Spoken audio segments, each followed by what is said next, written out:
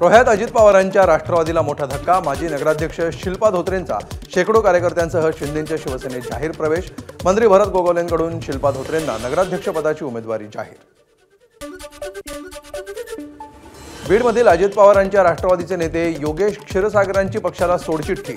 बाहेरचे लोक येऊन आईत निवडणुकीमध्ये प्रयोग करतात। पंडित कुटुंबियांकडे क्षीरसागरांचा रोख असल्याची चर्चा, तर योगेश क्षीरसागर पत्नीसोबत भाजपमध्ये प्रवेश करण्याची शक्यता। मुंबईच्या जांभोरी मैदानामध्ये कृष्ण जन्मभूमी न्यास समितीच्या कार्यक्रमाचं आयोजन।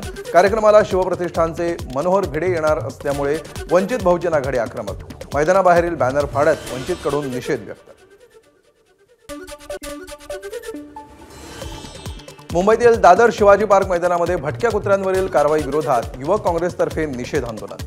भटक्या कुत्र्यांसाठी जागा आणि सर्वोच्च न्यायालयाचा निकाल मागे घेण्यासाठी युवक काँग्रेसची मागणी।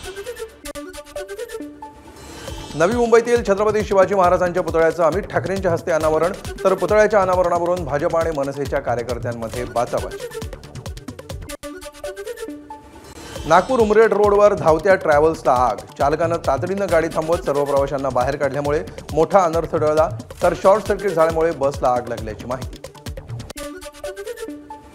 पिंपरी चिंचवडमध्ये धावत्या PMPL बसनं घेतला अचानक पेट। चालकाच्या प्रसंगावधानामुळे सर्व प्रवासी सुरक्षित।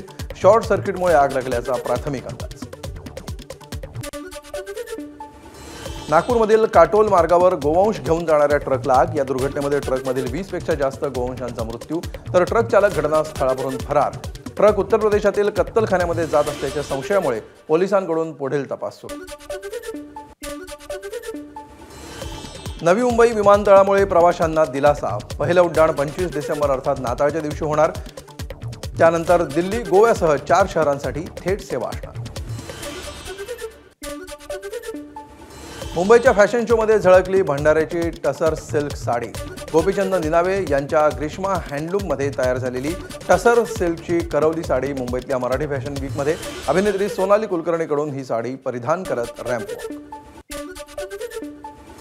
ॲपल कंपनीकडून नवीन मुख्य कार्यकारी अधिकारींचा शोध सुरू। नव्या वर्षामध्ये ॲपलला नवीन CEO मिळावा यासाठी कंपनीचे प्रयत्न। कंपनीनं अद्याप यासंबंधी अधिकृतपणे कोणतीही माहिती शेअर केलेली नाही। नवीन CEO वरिष्ठ उपाध्यक्ष जॉन टर्नस असू शकतात। स्टेट बँक ऑफ इंडियानं 30 नोव्हेंबर नंतर SBI आणि योनो लाईटद्वारे ऑनलाईन एनकॅश पाठवण्याची सुविधा बंद करण्याची घोषणा केली। UPI, IMPS, नेफ्ट आणि RTGS सारखे इतर सुरक्षित पर्याय वापरण्याची विनंती। व्हिएतनाममध्ये भूस्खलनामुळे सर्वत्र भीतीचं वातावरण।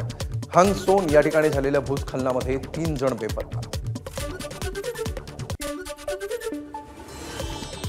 चीननं अंतराळात पाठवलेले 4 उंदीर पृथ्वीवर परतले। त्यांना मिशन जैवविज्ञानाच्या अभ्यासासाठी अंतराळात पाठवल्याची माहिती। ABP माझा, उघडा डोळे बघा नीट।